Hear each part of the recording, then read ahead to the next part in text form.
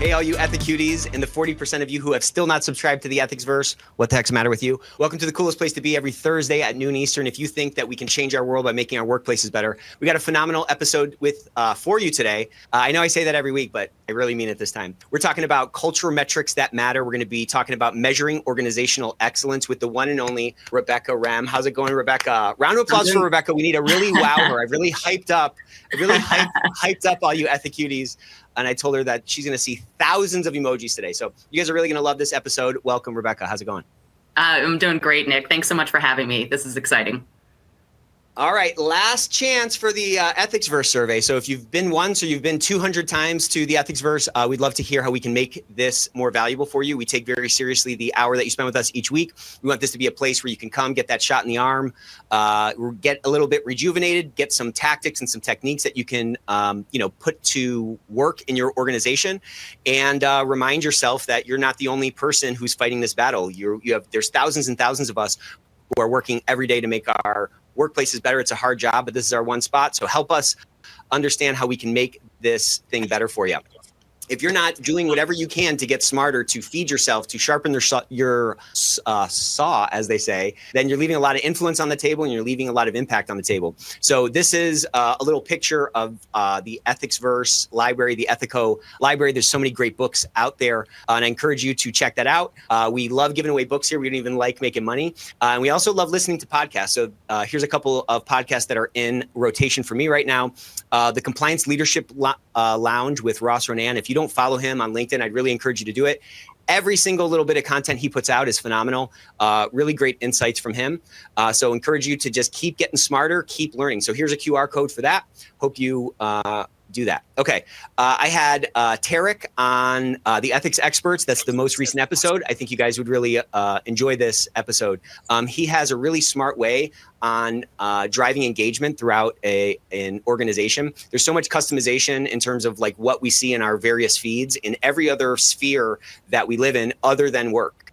And driving that engagement is so critical if we're really going to build a culture of integrity that people are actually a part of and they're actually participating in. So check out this award-winning episode. It's award-winning. My mom loved this episode. Okay. So check out this award-winning episode. It's phenomenal. We're giving away Higher Ground, 5 copies of Higher Ground this week. So Allison was on a week or so ago. This book is phenomenal. It's flying off the shelves. It's in every Hudson News, in every airport you might come across. We're giving away 5. So keep those comments coming. Keep those techniques coming. Keep your questions coming because we want this to be very organic. And I forgot to say, your network is your net worth. So drop your LinkedIn URL in the chat and connect with at least one person today. Again, if you're not taking advantage of this highly collegial, thing that we're all a part of, then, you're reinventing the wheel and you get no bonus points for reinventing the wheel. Everyone's still talking about the FCPA Survival Guide, both the book and the 10-part podcast series. So if you haven't checked that out, you can blast through that in about 40 minutes if you 2X it while you're doing the dishes. So Tom Fox put together this great book about, FCPA survival. How do you get through it with a bunch of lessons learned from companies who have had great outcomes with the DOJ and some not so great. So check that out. Also, everybody is going crazy. I mean, we've gotten more downloads of the. Our biggest asset is always our benchmark report every year. And we've gotten about 2 times as many downloads for our middle manager toolkit. So our job is to crowdsource risk intelligence across our organization. Our job is to provide those insights back to the point of risk. The bottom line is there's a lot more risk intelligence out there than you're seeing. And the way to unlock it is really by activating those managers, those ethical managers in your organization. So if you haven't checked this out, here's a QR code. There should be a link on there. There's tons of resources. There's a really great white paper that we've gotten some phenomenal feedback. A lot of times, a vendor will put out a white paper and you roll your eyes because it's probably a thinly veiled sales presentation. Not here. It's packed full of great stats and statistics to help you perhaps reframe the opportunity you have with those middle managers. Speaking of reframe the work you do every day and check out the Ethico ecosystem. So this is a next-gen tool that helps you engage more stakeholders. It helps you process your risk efficiently and effectively and ultimately help reinforce and build a demonstrable culture of integrity in your organization. So we win all these awards because we love service. Our tool's been updated. And so if you'd like to see a no pitch zone, leave your wallet at home type demo, just so you know what's out there over the next 12 months, then do that. I think you'll love it. Okay. And if you're an Ethicsverse member, which is free to join, by the way, a little hack for you, we still have the 1 year free. This is going to help de-risk any transitions that you might have if you're considering a new tool. Last announcement coming up on September 13th, 12th and 13th. We are part of a strategic leadership and resilience summit. So Deb Sabatini-Henley, who was on a few weeks ago talking about resilience. Thank you guys all for coming to that. If you haven't checked it out, definitely check it out on YouTube. She's putting this thing on. A bunch of great speakers on there. I even squeezed my way in, and you get a discount. Ethico 10, if you go to resility.com, you can sign up. This is going to be a phenomenal thing. So if you're around the area or you got a couple extra PTO days, I'd encourage you to come. It's definitely worth it. And you get this free bonus because you're friends and family of Ethico. So how's it going? I am Nick. Chief Servant at Ethico, host of the Ethicsverse. And one more quick entry, round of applause for Rebecca Rem. So Rebecca is an ethics and compliance business leader, and she's worked and consulted successfully under DPAs and CIAs at several Fortune 500 companies. So she's an expert on this thing we're going to be talking about today. How do we find the actual metrics that matter that can help us better understand what we need to do to really activate this pool of human sensors in our organization to build this culture of integrity that we're trying to get to. So Rebecca, how's it going? Doing great, Nick. Thanks so much. Great intro. And the avatar, it looks good. I don't know if it's, quite 100% me, but I think it's the model, actor version of me. So I'm good with that. Yeah, exactly. For your biop, that's the actress that'll play you, right? Yeah. Right. Exactly. So should we get started, Nick? Yeah, let's dive in. Awesome. So Nick, thanks so much for having me and for this really kind invitation from you and Ethico. So I am Rebecca Reem. It's actually Reem, commonly pronounced as Rem. No worries there. And I'm going to talk today about culture metrics that matter. I never really thought I was going to be a data geek, but I guess I am. So we'll just jump right into it. So first of all, as Nick may have said in my intro, I work at Olympus Corporation. I'm a compliance officer here. I've been here 7 years. Olympus, you may know us as the camera company. We did sell off our camera division, and we are a pure med tech company now. Mostly make endoscopes. We have 70% market share of endoscopes for colonoscopies. So that's our big area. We are a global corporation headquartered in Tokyo with about 29,000 employees and an annual revenue of about 6.5 billion. So what I'm sharing with you today are my own opinions and do not represent Olympus. So we're talking about measuring culture. Let's make sure we're on the same page about what culture is. There are, about 1,000 definitions out there. It's a bit amorphous. So one of the definitions I like best is that organizational culture is an organization's shared values, beliefs, and ways of working that are ideally aligned with purpose and strategy. So then, what do we do about this? Let's talk about what impacts culture. So with our iceberg on the left, the top of the iceberg that we see is an analogy for the formal systems that we as ethics and compliance professionals put into place, right? These are our governance systems, our policies, our code, our procedures, things like that control our control functions. And these have a moderate influence on behavior, right? We put in good systems and we do influence employee behavior. But what has the biggest impact from what the research shows is these informal systems. So I want to focus on those. And that is around how people communicate, how they interact and make decisions, including social norms. What are people just doing every day? What is the language they use? What is the tone from the top? So an example of this kind of dichotomy, if you will, is your organization may have core values, and integrity may be one of them, where the value is do the right thing. You might have a conflict of interest policy that says, hey, employees should not be influencing the hiring of their family members or close friends, let's say. But you have an environment where maybe it's a really big competition for talent. You have an open spot and the business really needs it filled. So there's some pressure, right? And, you're the hiring manager and you just happen to know your best friend, in the world who would be a great fit for this. So you bring that person in, you recommend them, you influence the hire, and you say, hey, I'll make an exception because we really need it, right? So that behavior that does not align with the formal systems, that comes from culture, right? That is what really happens on the ground. And that's where there can be a difference, right, between what your kind of voiced values are and your actual lived values. And so that gap is what we want to close, right? So and I think to your point, there's a lot of information in that gap, right? Like just when you come into a new organization, my first job, I was like bright-eyed, bushy-tailed, still am, so happy walking with my little briefcase like a big boy. And you have these sort of expectations of what like the work world is like. And then for me, at least, I got kind of jaded in that first job. It was a big corporation. It was a lot of travel, a lot of kind of the typical sort of like corporate things. And you start to see like, okay, this idea that I was told, this thing that I was, sold, I guess, on the front end before I accepted that job, the glossy brochure, the diverse code of conduct, that's really some kind of an ideal. And that's not what the actual reality is. Like, I've never been in a situation where the actual culture, the actual thing that we're living out every day is an actual picture of that ideal. And so I think what people are really trying to key in on is like, how big is that gap? Does that gap matter to the organization? And like, thus that gap is a bunch of these exceptions or a bunch of these rules that are written on a page that aren't actually followed 100% of the time. And so there's this constant algorithm in folks' minds as they're trying to figure out like what's real, Yeah, absolutely. And the more you have exceptions to policies, the less impact and validity those policies have, right? So absolutely, totally agree, Nick. So let's talk about why are we even talking about this subject today?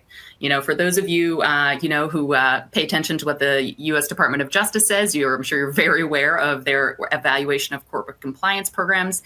And it says it right there, black and white, how often and how does the company measure its culture of compliance? They're looking for us to seek input from all levels of employees, not just, the top senior executives, about, if senior and middle management are committed to compliance. And then what are you doing in response to that measurement of culture? So this is absolutely essential for all of us who are ethics and compliance professionals at organizations. So let's talk about what we're doing. So quick poll. For those of you in attendance, does your organization measure its culture? Yes or no? And I think Joe is going to launch that poll. Let's see what you're doing.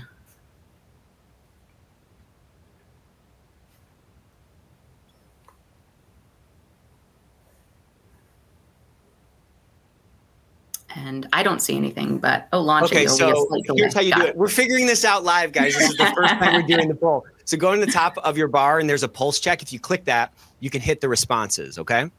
Got it. And again, we want 100% participation here, right? So only 100. Okay, we're getting close. We got a third of you guys responding. Nice. You will be ejected from the Ethicsverse if you don't respond. I'm kidding. But it is an anonymous poll, so we won't actually know. That's right. which we'll get into later. But yeah, we got a good close to half responding. We kind of got 2/3, 1/3 mix right now. Yeah, I'm seeing that now. So more, about 2/3 are saying yes, you measure your culture. About a third do not. So we'll keep looking for those responses to come in. Nick, can that poll keep going as we keep chatting? Okay. So with that, again, I'm seeing, about 2/3 are measuring culture. So that seems to make sense. We should be measuring culture, right? So let's move on and talk about how we're doing that. So there are a lot of ways that companies can do this and organizations can do this. So let's talk about the options for that. So one of the most common ways that organizations measure culture is through anonymous employee surveys. So these are just some of the vendors out there doing it. I don't know if Ethico does this too, Nick. Feel free to make the pitch, but you may be familiar and your organization may be using some of these, such as Korn Ferry or Gartner, for example. So I may be throwing you off, Nick and Joa, but I'm moving on to another poll. Great. So another yes/no poll. So this one is, does your organization do anonymous employee surveys? So yes/no on this one. Give it a thumbs up or thumbs down if you do that pulse check at the top. And I don't know if that one is launched. I don't see numbers coming through. But the question is, most people who are doing, some kind of culture measure are probably doing anonymous employee surveys. Okay, I'm seeing numbers come through now. Mm-hmm. And so far we got most people. It's responding. like 95% at this point. Yeah. Yeah. Yeah. So most people are doing anonymous employee surveys. If you're a small organization, maybe it's just a quick survey that you're putting together yourself, or maybe large corporations, you're getting one of these vendors. But it is a very common thing.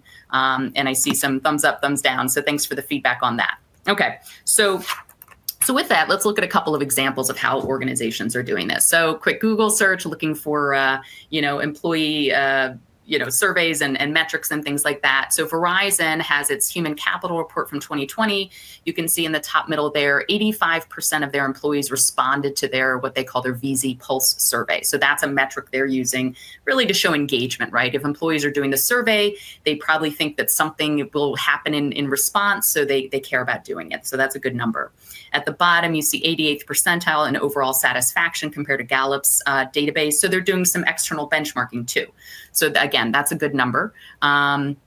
Moving on to another example, you have Johnson & Johnson, their 2022 Health for Humanity report. Again, the bottom middle there, they're looking at 92% of employees responded to their Our Credo survey. So again, common metric to look at response rate.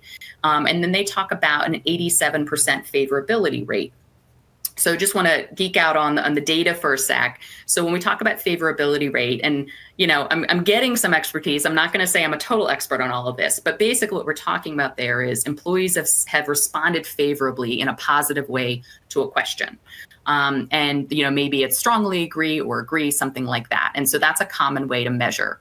And this is often called a Likert scale. So I'm going to show you the most common Likert scale you've probably all seen if you've been traveling recently, gone into an airport bathroom, and you see that nice little kiosk outside the bathroom that says, how clean was the bathroom today, with some happy faces. So that's a type of Likert scale. So the two green happy. And that's the type of Likert scale you're going to spray with a little Lysol before you vote. You know what I mean? Exactly. Well, I was thinking about it. Like, you just left the bathroom, you washed your hands, and then you're going to press this. Ooh, I don't know. You got to lead with the elbow on that vote, Right. Exactly. So for favorability, in this case, this scale, you'd say the two green happy faces are the favorable ones, right? And so the percentage of respondents who choose one of the two green faces, or let's say strongly agree or agree, compared to or over the total number of responses, that's your favorability rate. And you might look at that per question and then do comparisons based on that. So very common way to measure employee culture and kind of satisfaction. So we've talked about employee surveys. Most of us are doing them, right? But I want to encourage you to think about other ways to measure culture, because there are absolute inherent flaws in doing employee surveys. And so this article is actually a little dated at this point, but Harvard Business Review put out this article in 2020 about the new analytics of culture. And so what they talk about in this article is that there are some real shortcomings of employee surveys. And a couple of these are, number one, they're based on employee perceptions. So often you'll say, in a survey, something like, hey, if you saw something that was concerning, someone violating a policy, would you speak up? And employees a lot of time will say, oh, yeah, absolutely. I believe in our core values. I'll speak up against something. But the reality is, when they're actually in that situation, they sometimes don't, right? And even if they wanted to, and there are many reasons why people don't speak up, right? So the survey data is often perception data and not actual behavioral data. The other thing is, sometimes they're unreliable because maybe there's some pressure. Maybe it's an anonymous survey, but people don't believe it's anonymous. And they worry if they have a low score that there'll be retaliation against them. On the other hand, you could have managers who are getting pressured to have good scores on the survey, and they in turn are pressuring their employees, maybe directly, maybe more subtly, to answer positively. And so for all of those reasons, they're imperfect, these employee surveys. In addition, if you're at a big corporation or a big organization, these are a huge undertaking. They can be very expensive, and they're usually only done every year or two. And so because of that, you're just getting this snapshot in time every 1 or 2 years. And what you really want is more frequent insight into your culture. So that's what this article talks about. And again, this is a few years old. We're well into the AI age now, but it talks about how you can potentially use email, Slack, which I don't use Slack, but I think it's like an internal social media type thing, or Glassdoor, to do AI, analysis and look for, cultural trends at your organizations. So I'm sure you're wondering, well, how do I do this? So let's talk through how this is happening right now. And Nick, I'm moving along. If there are any questions, feel free to interrupt. I'm happy to stop anytime. Yeah, I do have a good question. I just wanted you to get through that slide, because I think what you're touching on here is something that Hui Chen, who was on our Ethicsverse day, and if you haven't watched that yet, check it out because it's on YouTube. Like and subscribe. Anyways, she was talking about when she was a prosecutor, how she was kind of underscoring all the things that you just said, that people would present these sort of surveys as like the Bible, or like as proof that like this culture is phenomenal. And she spent some time talking about all those kinds of flaws, the subjectivity in it, the discrepancy between the survey results and the speak up reports, for example, or things that make their way into that central risk brain. And so I think it's an important thing for us to recognize, because we can get so many false signals, and like we can get this false sense of security when we're like, oh, look at all these positive responses, or most of these are kind of thumbs up or halfway thumbs up things. We're in good shape. From that kind of a data pool, it's hard to find areas for improvement where you really need to focus. So I thought that was very important. We do have a great question here from Divya. Hey, Divya. She said, how can a cohesive culture be cultivated if leaders at different levels are not really adhering to it, and who can hold them accountable? So this might be kind of jumping to the end. And if you'd rather answer this a little bit later, that's fine, given the path of this thing. But I think that's a challenge that a lot of us, face, where we're like, okay, this is the way things should be. Like a lot of us in this space, we're kind of striving toward this ideal, this like, this conditional tense of should. And we are optimizers, right? We're detail-oriented, highly conscientious people. And we notice those kinds of discrepancies. And it's easy to kind of fixate on those. And it's easy to sometimes maybe think, man, this is unique to my organization. I think it's kind of a challenge, sort of across the board. Yeah, absolutely. Yeah, thanks for the question, Vivian. And I do want to talk about this more later, but my initial thinking is to get that cohesive culture, you have to have top leadership leading that, right?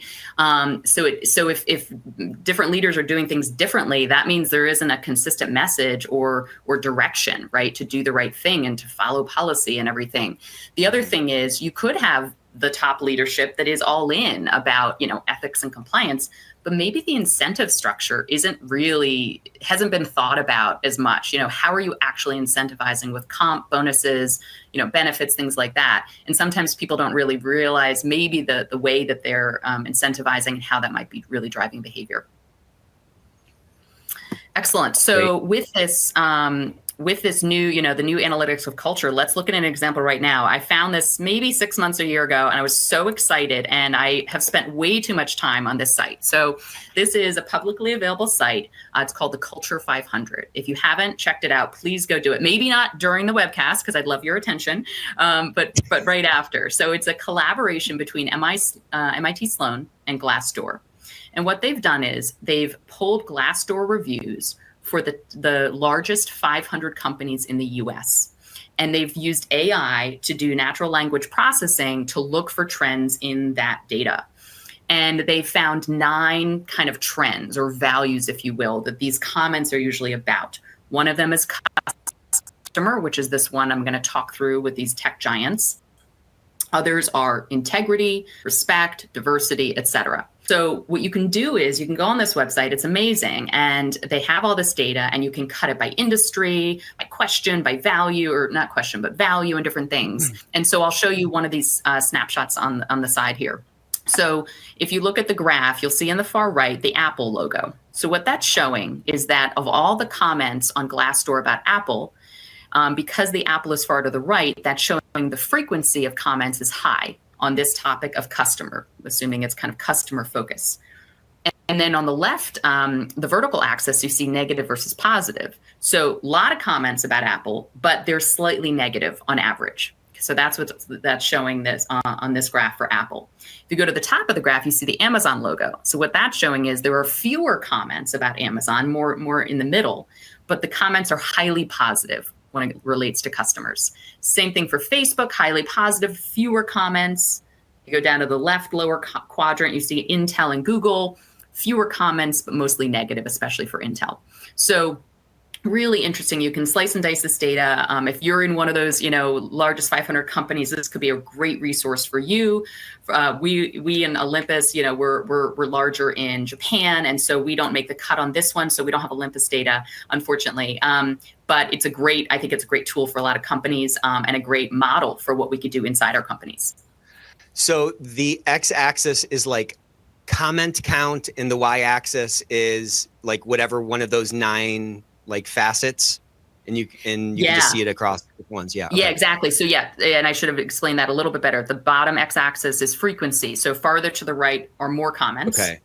The y-axis, vertical axis, is if they're negative on the bottom or positive on the top overall on average.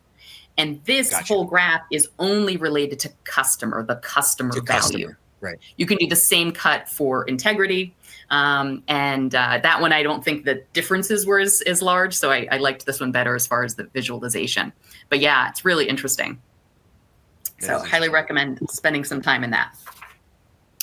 So this is, a publicly available database that you could draw from. Now, one of the limitations here is it's only updated once a year. So again, it is more about it's what employees are actually saying in their comments rather than responding to a survey, and yet it still has that limitation of only happening once a year. And so this is one tool you could use, but I encourage getting multiple views on things because no data is perfect. The other challenge with Glassdoor is you could have companies that are encouraging their employees to go on and post positive reviews, right? When maybe the employees wouldn't have done that themselves. So there's no data that's perfect, and that's why it's important that we get multiple sources. So with that, I want to talk about some behavioral metrics that I think that are not perception-based, that are more about what's the actual behavior we're seeing, how can we measure it, and how could this help us show what our culture is doing. And again, something to add on to survey metrics, which I think do have some value, and we'll talk about that a little bit more. So here are some examples of things I would consider, and I've been considering. So thinking about leadership and tone from the top. Let's say you have an internal social media channel like Aviva Engage. Look at your leadership posts on it and measure maybe the percentage of those posts by a VP and above that include the word integrity, compliance, or ethics. That's one idea to use. So on that one, I think that's a great, So I think many times why are we doing this? Are we doing this to find truth, or are we doing this to look good? Okay. Like if you're just trying to look good, you can get one of those like body suits, like I can wear like Spanx under my suit, or I can try to get healthy and get in shape. So like, I think the drive for why we do this can often like inform the path we take to, that destination. And so it's a little bit harder, but also a little bit easier to like embrace this mosaic theory. And so it's harder in the sense, what mosaic theory, right? If you come up close to a mosaic, you're like, what the heck is this? If you step back, all these little pieces of data, all these little tiles form a picture. And so sometimes you have to embrace a mosaic theory to get to some kind of an answer. Again, assuming I'm trying to actually find truth, you have to embrace the chaos or the amorphousness of this kind of approach. But you can construct a picture, you know what I'm saying? And looking at something like this, or looking at, Glassdoor, these things that are a little bit kind of further afield from the objective results of a, yes or no Riker style survey, you know what I'm saying? Those might be a little bit harder to hold on to, but I think when we start to put them together, they can start to form that picture. So that's kind of the context. But what I wanted to say with respect to the leadership thing, part of our job is to like activate this culture of integrity, right? If ethics and compliance is potentially the circulatory system of the organization, well, what's the circulatory system's job in your body? It's to like find toxins, eliminate them, bring the nutrients to the far corners of the body, to those different organs that need it, right? So if our job is to do that, then part of our job is we need to activate these different people. And so we talked about that free resource, the Middle Managers Toolkit. In there's like 150 different prompts or things that like leaders can say. And so how much easier is it to activate someone when you're like, hey, here's 10 things that I'd love for you to drop into Slack or whatever this Viva Engage thing is over the next month, versus saying, hey, it'd be really helpful if you could kind of echo this, and you're leaving it to them, to come up with it. The odds of that loop being closed are like exponentially lower than if you can really serve that up and give them something to react to or something that they can just literally plug and play. So check that thing out. Yeah. That itself can help you, affect these behavioral metrics a little bit more, or this particular one. Absolutely, Nick. And that plays right into behavioral science, which I'll talk about later, which is making things easy. Let's make right behaviors as easy as possible. I love your mosaic analogy, because you're right. Each one of these metrics, and this is one of the things I work on as I work on this in my profession, is individually, the percentage of leadership posts with the word integrity, is that really telling us about our culture? Is that a snap, a way to the clue to, what is our culture? No, not on its own, but it is one small piece. And I totally agree with what you said. You need to find as many pieces as you can, because the more you have, the more you can feel confident that if all of them are kind of trending toward one way, it's giving you a better sense of your true culture. So totally agree. So I should see, I got a delay here. I should see a wave of emojis after that brilliance. Whatever you just said, we got to make a clip of that. That was exactly right. Awesome. There's one. Okay, there's one. I love the hearts. Thank you. So the next one is training. And I'm sure pretty much all of us are tracking our percentage of employees completing our ethics and compliance training, or likely, completing it timely. So that's a great metric, and is another behavior, right? So moving on, performance. So let's say you have a performance management system, and in it you could check, how many employees or what percentage of employees have a goal that includes the word integrity, compliance, or ethics, or something like that. It's another thing to consider. Violations, of course, this is core, right, to what we do in ethics and compliance. The whole point is to get people to do the right thing, follow policy, and speak up if they have concerns. So this is one of those core, absolutely the behaviors we're trying to see. Are they following policy? For this one, speak up, again, key metric here, using your speak up data. And of course, I loved, you had your benchmark there from Ethico, 1.6 reports per 100 is kind of the average. So that's a great benchmark to use. And that's really what's really nice about speak up data, is we have great external benchmarks we can compare to, which we don't have with all of these data points, right? Another thing to consider is promotions. Who are you promoting at your organization and why? Right? So you could look at which employees were promoted, and did any of them have ethics and compliance policy violations? Are you taking that into consideration in your promotions? I think that's an important thing to consider. Or how many whistleblowers have been promoted on the other side Absolutely. of that. Yeah. Ooh, I love that one. I'm going to write that one down. Absolutely. I mean, that is really like the biggest thing, not the biggest. I say everything's the biggest thing. This is one of the biggest things you can do, because again, people need to see examples to strive toward, right? If there's someone who looks like you in a position of leadership, then you start to sort of subconsciously think, oh, I can do that too, right? If you see someone who has spoken up and hasn't been fired or worse, promoted and held up as a bastion of the culture, or as a cultural leader, well, that's going to activate those other people that are maybe on the edge. This isn't, your employee base is not a monolith. It's not this binary thing of ones and zeros or black and white. It's a distribution of people, and all those people are moving around that distribution over time. And so again, our job is to try to activate those folks and make them feel safe in, letting out the natural wiring they have of sensitivity for injustice, integrity, doing the right thing, leaving the world better. That's how we're all wired. But like, we get so jaded and callous that we don't feel safe, like letting that out in our organization, Yeah. And of course that depends on the organization and the culture, right? If there's that safety, that psychological safety to speak up. And, one thing when you talk about whistleblowers, I really think about whistleblowing as a huge continuum, because whistleblowing, I think about the extreme person at the end who no one's listened to, and now they're going to the, president of the company, or maybe they're going outside the company. I think that's the way I think about whistleblower. But what comes before that are just the questions, right? The people who just give me a call, sales rep who's like, hey, Rebecca, I'm not sure, am I allowed to do this? To me, that question is the thing that means there's psychological safety. They can reach out to me, they're comfortable. And if I don't answer, or I'm not helpful, that's what escalates, that eventually becomes the whistleblower. And so I think you need to support all the people along that whole spectrum, right? The people who just have the simple questions that before they get bigger. Yeah, because sometimes those questions are them kind of stepping out onto the ice a little bit to see if it's going to hold their weight. You know, you're exactly right. Totally. Yeah. Are you getting sick of love me it. saying how right you are yet? No, I'm surprisingly I'm not. Okay. No, this works for me. You know, I'm free next Thursday if you want to continue this. So again, in the theme of Speak Up, of course, our Speak Up data is great data for us to use. Percent anonymous of reports of concern is another one. Of course, you know, more anonymous tends to mean there is more of a fear of retaliation. So that's an important data point as well. So thinking about promotions, I think about incentives, right? So maybe you have an organization with awards at the end of the year. You know, we have it at Olympus with our sales reps and others. What percentage of those employees who've received awards for their, you know, great selling or whatever had an ethics and compliance violation, right? Are we doing those kinds of checks? Are we incentivizing the wrong behaviors possibly?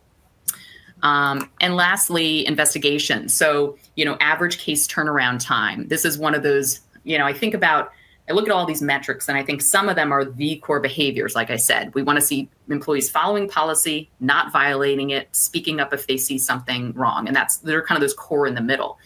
The rest of these on the outside are more of, I think of them as the kind of secondary metrics, the ones that it's not that we have to, the DOJ says our investigation case turnaround time has to be a certain number of days necessarily. But if we have a reasonable case turnaround time, it then shows people who report things that we have organizational justice and that we are going to do something about their concern. And that then makes them speak up more. So those are kind of the secondary supportive ones that I think are still really important for us. One other one that I would throw on there is not just in the aggregate, but also at the individual department level. Like, what is that turnover rate relative to the industry or relative to your competitors, right? Because your culture is just this sort of amalgamation of all these microcultures. And in many cases, for many jobs, people kind of stick to that industry, right? Like if you're in sales, you're probably going to be in sales for a while. If you're a lawyer, you're going to be in legal for a while, right? If you're in a call center, you're probably going to find another call center job. That's not like, you know, that's just a broad brushstroke, of course. So if you're seeing hot spots or cold spots for, on the other hand, those also can be indicators, right? Like if you have a materially lower turnover rate for an industry that has a, you know, relatively high turnover rate, well, that's another clue. That's another tile in that mosaic that you're, you know, trying to get a full picture of. You know what I mean? Yeah, absolutely. I love that one. And I hear that one a fair amount. And what's interesting about that to me is, and that's true for a lot of these, you could have a really high turnover rate and think, ooh, that's generally bad, right? We want people to stay here. We want them to like the company. But you could have a really low turnover rate, and that could actually be problematic too. And what I mean by that is you have people who stay at a company forever and aren't used to, you know, what's new. They aren't adjusting to what's new, possibly. Some longtime employees are fantastic, right? But the key here is looking for outliers. And that's what I keep doing when I'm looking at data. I'm looking at outliers. It doesn't mean the outliers are good or bad. It's where you need to look more deeply, is the way I think about it. And so that outlier thing is such a great point, because again, if you're looking at that mosaic and there's like a black dot on the face, that's either a mole, like it's supposed to be there, or someone put the wrong, you know, tile there. So like we're constantly trying to reassess, to your point, is the picture I'm looking, you know, is my view of this picture the actual accurate view of it? You know what I'm saying? And if we're not looking at those outliers and those exceptions or whatever, then we're going to likely get a false positive in many cases. Yeah, absolutely. Okay, so we've talked about a lot of detailed, you know, potential metrics. So now another poll's coming up. Does your organization use culture metrics other than those anonymous employee surveys that most of us use? So I think that poll is posted. I'm curious if you all are doing, you know, maybe some of these other non-traditional metrics here. So go to the top bar and hit that pulse check. We want this to be the biggest poll of the day. Okay, we want the most participation on this. And you know what? This is a little bit of a behavioral metric for the Ethicsverse. You know what I'm saying? Ah, yeah. You know, good. Yeah, I'm trying to form my own mosaic. That? Our own mosaic, exactly.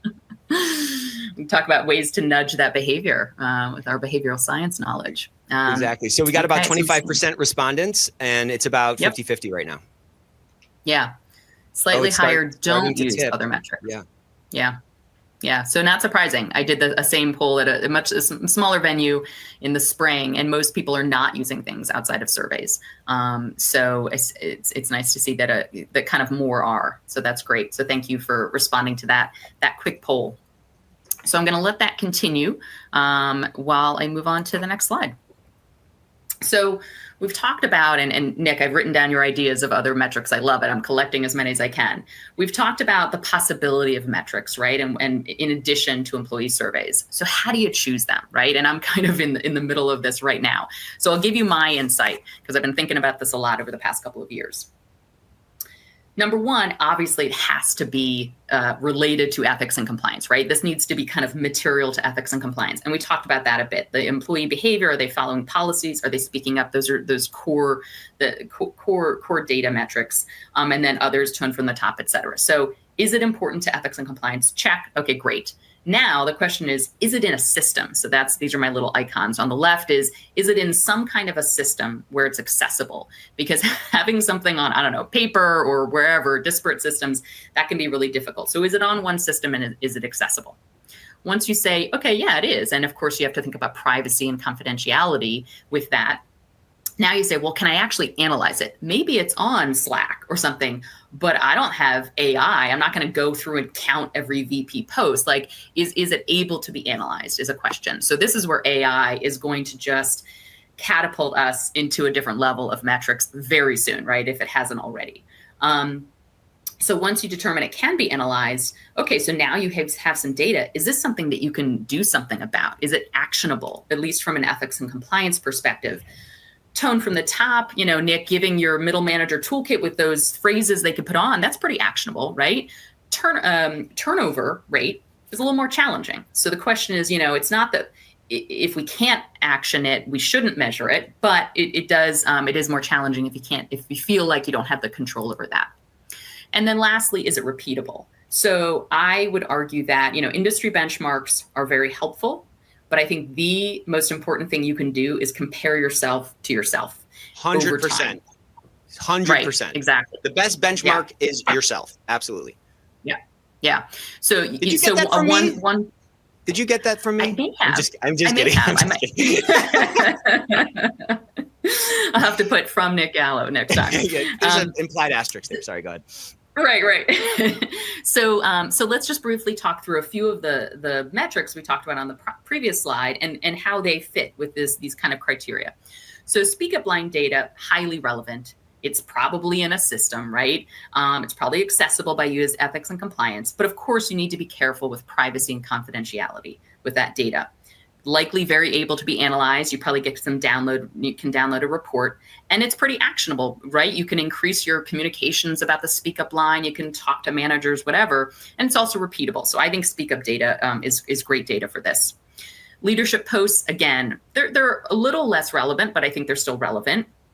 They're in a system that's accessible, but it could be really difficult to analyze, again, without AI. So you have to choose is this the data point I want to pick. And also maybe leaders are posting very much at the beginning of the year, but then it kind of trails off. Well, then you don't have more data to go after. So may not be the best one.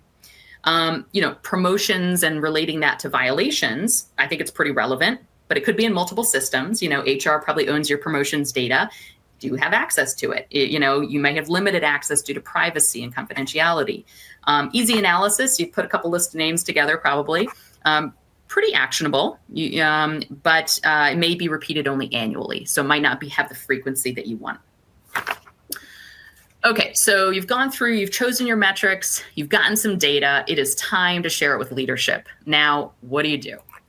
And so you're going to have your lovely pie charts and your bar graphs and all these things. In addition, I highly recommend you do some kind of a heat map. And what I mean by that is literally a map, maybe if whether you're wherever your region is, if it's the world, if it's the US, whatever, with colors indicating, kind of where the employees fell. And a couple thoughts on this. Just the colorful heat map thing, it's just really easy to digest and read, right? We do visuals really well as humans, as opposed to a slide of all numbers. The other piece is, Nick, as we were talking about before, it's a lot easier to see outliers. But I would caution something.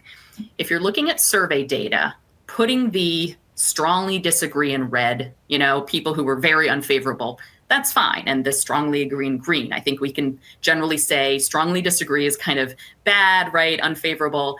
But when you're looking at culture data, you have to be really careful that you're not putting a judgment on the numbers that are outliers. Because again, let's say, the blue is a high number, the dark blue is a high number, and red is a low number on this heat map. Well, the low number, again, doesn't necessarily mean it's a bad culture, and the high number doesn't necessarily mean it's a bad culture. I think about investigation turnaround time. Maybe your goal at your company is, closing investigations within a month or something, 30 days. And so that's out there, and you have some region that's closing them in 15 days. And you're like, wow, they're doing an amazing job. Their culture must be so good. They're so focused on this. Or maybe their leadership is telling them, we have pressure to meet the number of 30. I want you to close these as quickly as possible so I can have my metric look good. And they're not actually diving into the investigation cases, right? So that actually would be bad.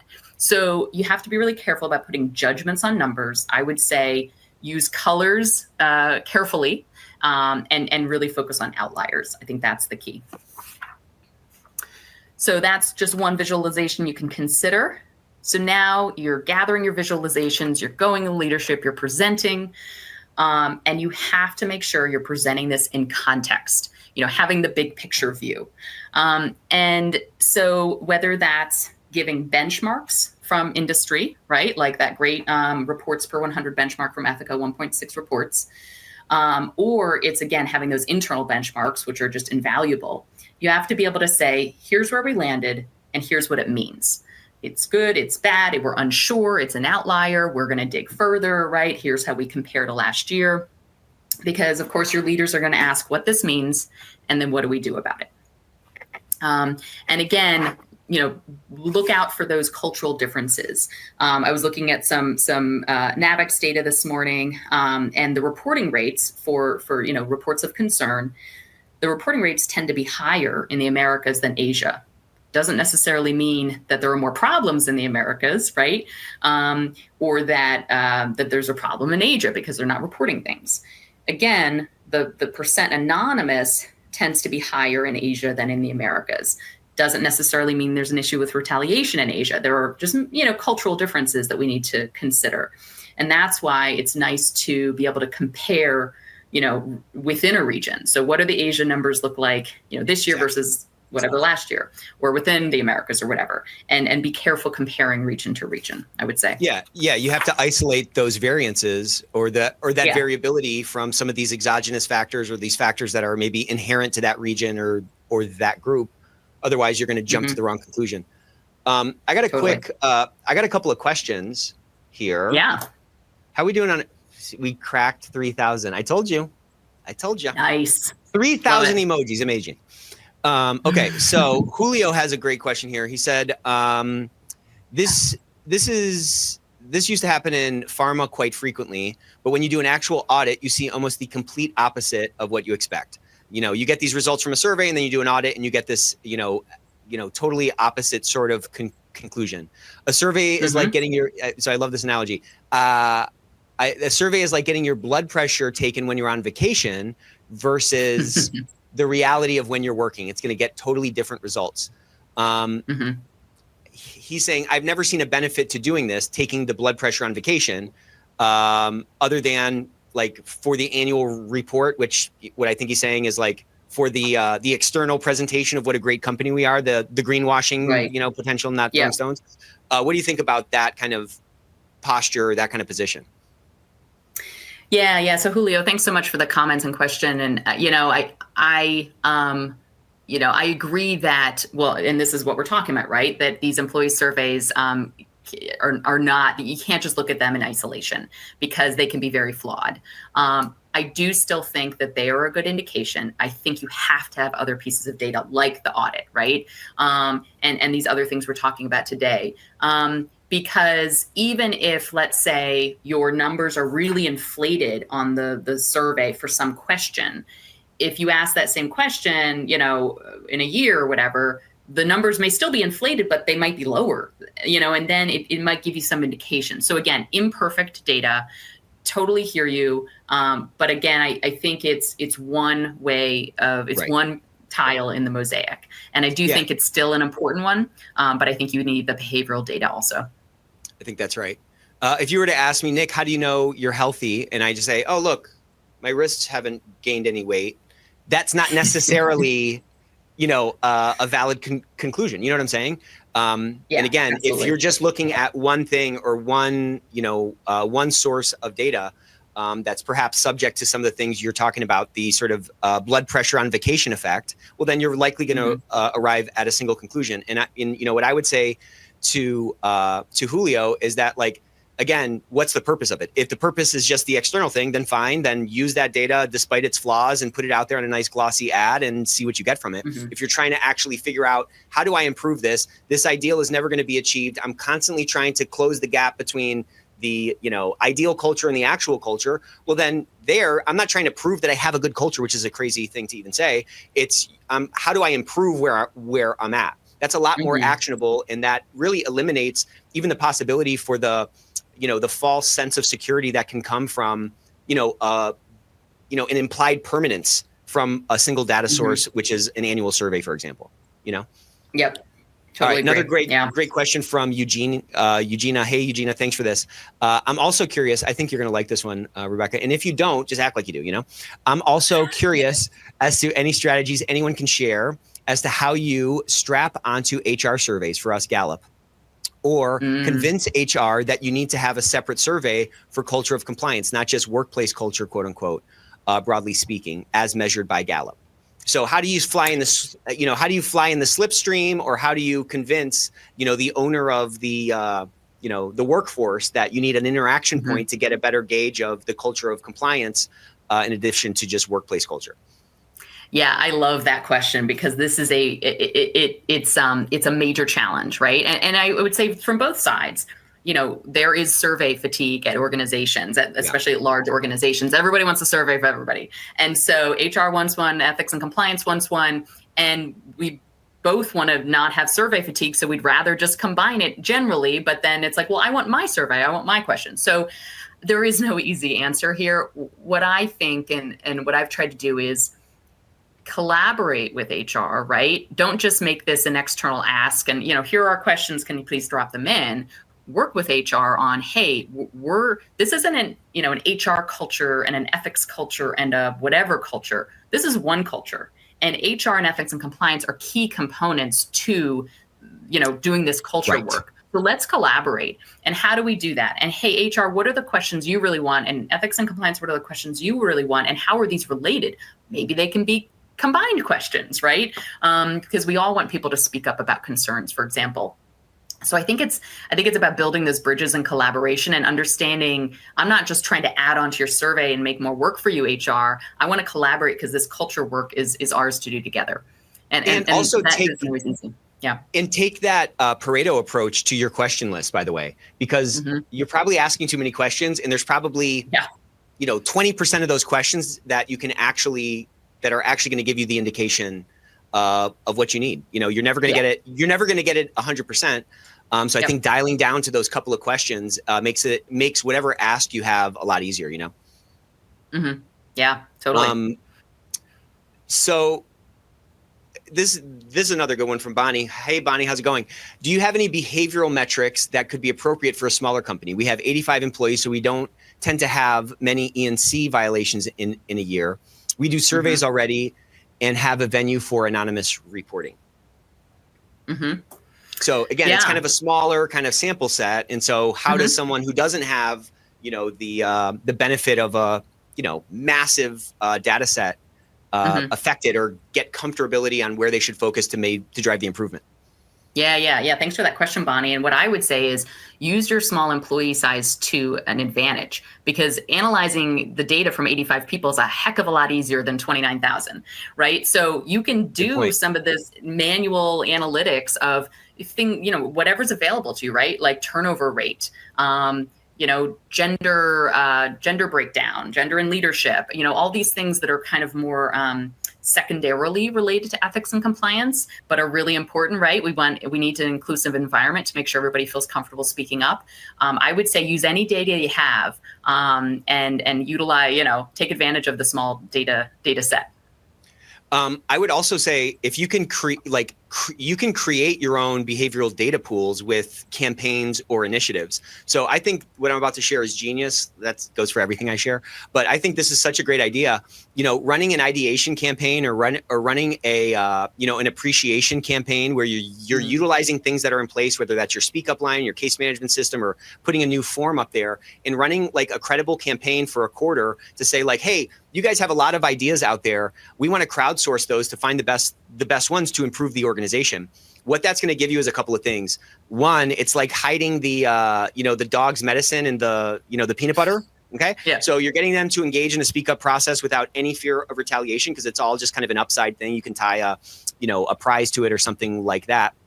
The appreciation thing is another great one where it's like, hey, who do you appreciate at work, right? And aggregate that stuff. And you're going to get some really great feedback. First, from a participation basis, it's going to give you a glimpse into actual engagement because, you have to imagine that your company is full of, human beings walking around with like a 4-pound nuclear reactor between their ears. And so they got to have ideas because we're natural optimizers. And so if those ideas are not coming out in any way, then there's probably some kind of a blockage there. I just think, I've seen some folks, some clients of ours use their speak up apparatus in some really smart ways to kind of create the circumstances for success and create the action. Action creates information. So that action created some information and some data that they then could fold back into, this mosaic like we were talking about to get some better indications on what needs to be loosened up or where some more focus needs to be placed. Yeah, absolutely. So I know we're getting close to the hour, so I'm going to go to the next slide and talk about, okay, so you've presented your metrics to leadership, let's say, and there are maybe some gaps or some areas where you want to improve. Now, what do you do? And I could do a whole other webinar, hint, Nick, I'm open to an invitation, on behavioral science. And so let me give you some I'm a total nerd on the behavioral science side. Let me give you some quick insights into what you could do. I said this earlier, make it easy. Make the right behavior as easy as possible. Make it the default behavior. When you're seeing violations, do root cause analysis and figure out what is getting in the way of people doing the right thing. Because generally people want to do the right thing. They're trying to do it, but something gets in the way sometimes. That center icon, use social proof. So one of my favorite studies was, I think it was done by Holiday Inn. They wanted people to reuse their towels so they didn't have to spend all the money on washing all these towels, right? So they put up a sign in some hotel rooms that said, help save the environment. And about 35% of people reused their towels when that was the messaging. And in other hotel rooms, they put up a sign that said, 75% of people staying in this room reuse their towels. 49% of the people staying in that room then actually reuse their towels. So increase in 14% of people reusing their towels and not having them, get new towels by changing the messaging to say, hey, other people are doing this too. So that social proof is so important. Have your leaders talk about integrity, issues they faced and how they made the right decision. Have people model it. That's absolutely essential. And then if you're not a behavioral science nerd at this point, it's like, why are you in this industry? That is such a smart hack. And listen, for us to elevate and kind of come to this next phase where we are the strategic lever in the organization, we got to do things a little different. And it's usually not raising the whole house and building a whole new thing. It's usually small little tweaks to the systems that you already have in place. So I love that. I love that study, and I love that hack because it's so powerful. Yeah, I used the hack at the start of this thing. Remember? Yeah, absolutely. The 40% who haven't joined. Okay, so I'm doing it live. That's right. Okay? You're right. And that hack, I keep trying to use that hack on my wife and children. It doesn't work as well on teenagers, but I keep trying. And of course, incentives we talked about a little bit. Make sure your incentives are in line with the behavior you're trying to see. And gamification, and we talked about this a little bit, Nick. You can definitely, put out the numbers. Hey, whatever, 75% of this business unit completed their training on time. Salespeople love to compete. So think about that. I also did an escape room for a sales meeting one time. I kind of escaped the stage. So happy to talk about that at some point. I know we're running out of time, but definitely ways to gamify. So with that, that is all I had, Nick. One more round of applause for Rebecca Ream. Man, this was awesome. We definitely are going to have you back to talk about behavioral science because that is like my favorite topic. Awesome. So thank you guys so much. Where can people find you? Just maybe you want to share your address, home address, and phone number would be great. Cell. Yeah, please reach out to me on LinkedIn if we're not connected already. I would love to talk with anybody about culture metrics or anything, behavioral science. Please reach out. I'm a total nerd on this and always looking for more ideas. So thank you so much. So we got 4,500 emojis, amazing. And I only got 7 thumbs down this time. So round of applause for me. That's a new record for thumbs down. I also want to one more time really encourage you guys to check this out and consider coming. It's a couple of weeks away. It's going to be basically a 2-day event, phenomenal speakers. You are going to leave feeling absolutely strategic, absolutely resilient, and you're going to be networking with a lot of other folks. So thank you guys all for coming. Hope you had a great time. And we'll see you next week. We got a great one for you. Thanks again, Rebecca.